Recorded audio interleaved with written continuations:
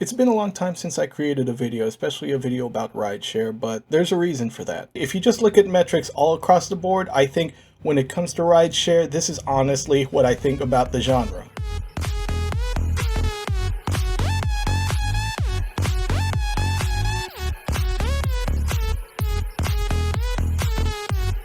For one, I went back to a traditional type job. There was just an incredible opportunity that I had to take advantage of. I also felt that by stepping away from the world of rideshare, that would allow others who rely on rideshare as their primary source of income to have access to greater opportunities. Because let's be honest, as soon as this thing started really kicking off into high gear, those opportunities seemed to go away. But that's not the only reason. Let me put it this way. Let's say that you're watching a movie that you absolutely hated. It brought you no joy, it's just absolutely frustrating to watch. The main characters don't seem to understand or know what they're doing, and it never seems to get any better. And that's exactly how I felt about this. Let's break this down. One big thing here. You have lots of people who are giving out advice, and to be honest, it's on par with listening to an Uncle Bob at a family reunion. Their information might be totally specific to whatever region of the world or country that they live in. Just because it's working for them doesn't mean that it works for you. That's why I always provided links to my sources and mentioned things that would affect people on the national level, with the exception of California's AB5, because that would have changed the game for everyone worldwide. And let's go ahead and touch on that. There are a lot of people that, for some reason or another, fail to understand how things work. I have been in tons of desperate situations, and I totally get wishing things were different. But what's absolutely crazy to me are the amount of people who fail to read between the lines. I intended to show how the algorithm started taking up people who were doing this full time and started knocking them back down so that they're making at least $15 an hour. The key part is $15 an hour. So if you knew how to do well on the weekend, you might have a run of a few good hours, but there are definitely going to be hours where you're running dry, or the fares just aren't going to work out. But if you average out what you take in a day, that's essentially what you're going to get. But of course you're using your own fuel, your own vehicle, you're probably buying food, and those costs aren't going to be factored in, because the expectation is you're going to write that off on your taxes anyway. Now, for the people that kind of did this as a part-time thing, I noticed that it affected them less. There are still people going out on the weekends and absolutely crushing it. However, let me break down how an algorithm works. It tracks your habits, okay? Measure which websites you go to, how often you buy something, your likelihood of buying that certain thing. And so what these rideshare apps do, they track your online time. They determine whether or not you're going to be a full-time or part-time driver. Obviously, if you're a part-time driver or you do it very infrequently, you're going to get a lot of good trips. However, let's be totally 100% honest.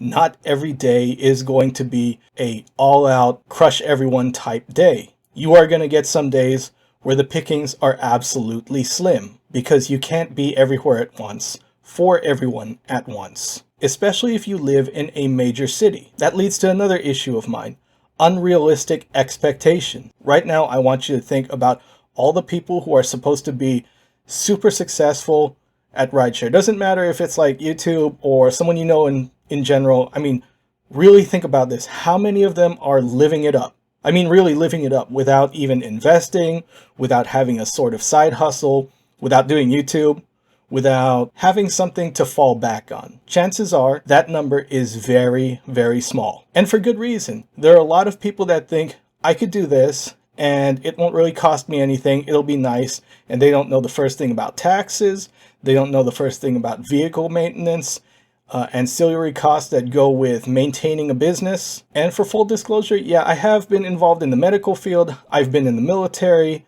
I have been involved in business, marketing, and finance. And you know what? What drew me isn't necessarily the paycheck, it's the experience, it's gathering knowledge, and it's absolutely frustrating because everyone is celebrating AB5's passage. What they fail to do is taking a look behind the curtain, okay? Basic research. If you want to figure out people, intel gathering, right?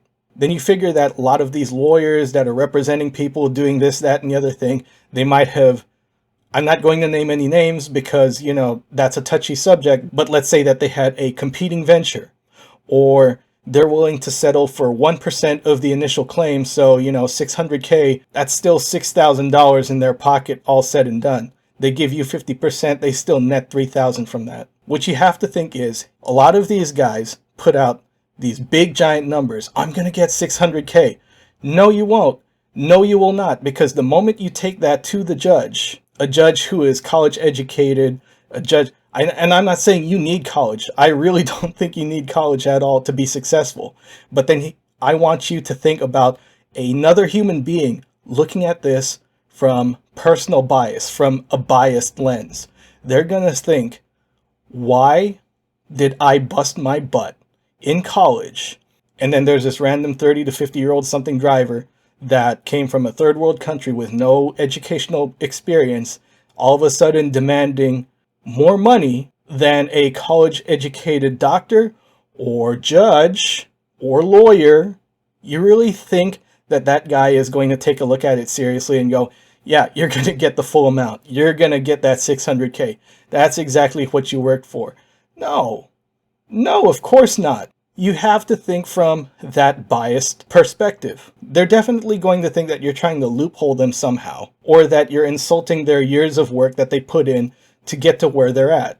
Because let me tell you right now, lots of judges don't even make close to that amount. Definitely. And like I said, I've been involved in the medical field. If you took this in front of any kind of jury and one of them has anyone in the medical profession, God help you. You are not going to get anywhere with them by saying you deserve 500K and they hear that you are an Uber or Lyft driver.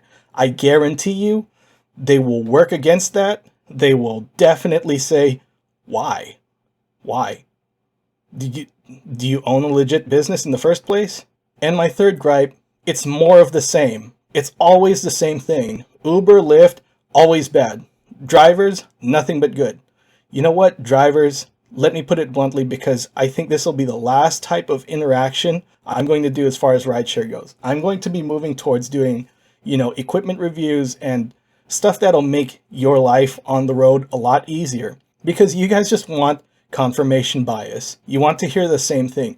Uber is 100% the bad guy. Lyft is the bad guy. How about your decisions? Your decisions that led you to this point.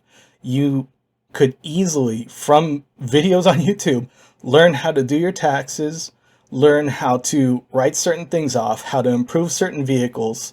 The information is there. You can do any other kind of gig too. All the info that you need, you don't need to get it from me. You don't need to get it from anyone that aggregates the news. I did that because it was fun. I thought that by collecting these stories and putting my own take on it, it would help some of you think about these stories outside of the box. But the honest truth is, you don't really need me to do that. All you need to do is take some critical thought, some critical thinking while reading these news stories and think, what aren't they saying? What is between the lines here? And let's be real, there's only so many ways that you can spin this until you start repeating yourself, until you start talking about tips and tricks that become very, very evident the longer you do this. It's just like any other kind of job that requires some level of on-the-job training. There is no way to know everything until you do it. So of course, with that being said, I am going to be making videos because I do find this fun. It's relaxing. It's a creative project where I feel like I'm actually building something. And honestly, I like comments like these, where I really feel like I've actually helped you learn something or get closer to a goal. Because I don't want to just keep injecting a channel full of fluff or stuff that you can figure out or some kind of clickbait. Honestly, guys, you have to look at it this way. How many times can you watch the same type of videos talk about the same people and how bad they are without an in-depth analysis of why something is flawed, why these people are broken, or why a system in particular isn't working out the way that it should? I know why. I get it. Look at the news today. Anger sells. Check. There's lots of anger in this community too. However, how many times can you watch the same type of video where a passenger is just acting the fool and the driver either gets assaulted or kicks them out? And that's not what I want to be focusing on.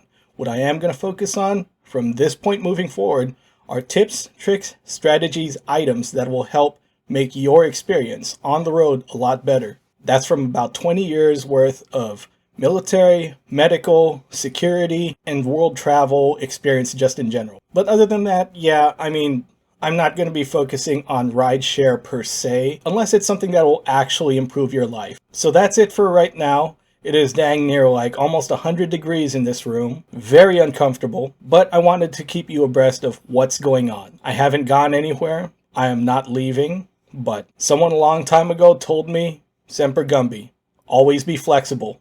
So we're going to shift focus, but the mission stays the same. Be good, do well, let's go make some money.